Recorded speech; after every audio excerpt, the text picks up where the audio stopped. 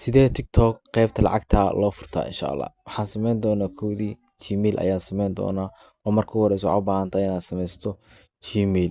Gmailka wuxuu kaa caawin doonaa inaad aad furato TikTok lacag u furan yahay. Okay, muuqaalka la daawo. Waxaanu sameyn doonaa Gmail insha Allah. Waxaan galnay qaybta Gmailka. Waxaan rabnaa inaan Gmail aan sameyno. Kadib markaan sameyno, hadda meeshaan aad joogto waxaad taabanaysaa create account for you, account adiga ku khaas ah. kadib magacaarta geli Gmailka muhiim ma ogtay, magacaarta geli first name, kadibna magaca labaad geli, fahmaysaa.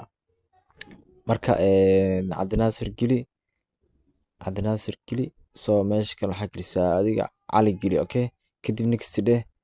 kadib waxaa doorataa da'da uu ku weydiinaa, da iska dooro January dheh, bisha 1 2000 iska dheh. meeshan waxaa ka doorataa Gmail ka dooro. next dheh. next markaa dhahdo kadib waxaa gelinaysaa magaca aa u baahan tahay oo meesha aad gelin lahayd waaye. waxaan qori doonaa Cabdinaasir. waxaan qori doonaa Cabdinaasir. kadibna waxaan dhihi doonaa Cali raacay. Okay, kadib waxaa kanaan dooran doonaa hoos soo saara 304 iyo soo raaciyay. next aan dhihi doonaa insha Allah. kadibna waxaan gelin doonaa password insha Allah. passwordka waxaa ka qarin doonaa. passwordkan gelin doonaa insha Allah. passwordka gelin doonaa insha Allah.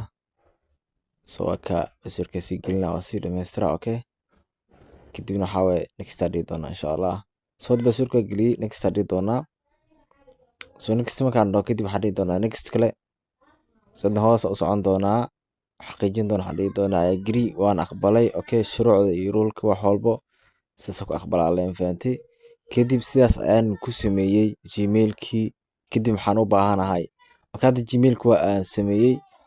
maxaan u baahanahay marka, waxaan u baahanahay kaliya inaad kii galno Chromeka ama VPN-ka soo kicino. hadda waxaan tagi doonaa, waan ka bixi doonaa insha Allah. waxaan soo kicin doonaa VPN-ka, VPN Mareykan oo qaybta lacagta kugu furmaayo insha Allah. waa VPN-kan waaye. hadaan ku tuso waa ka VPN Turbo VPN. waa soo gelaysa gudaha soo geli doontaa insha Allah.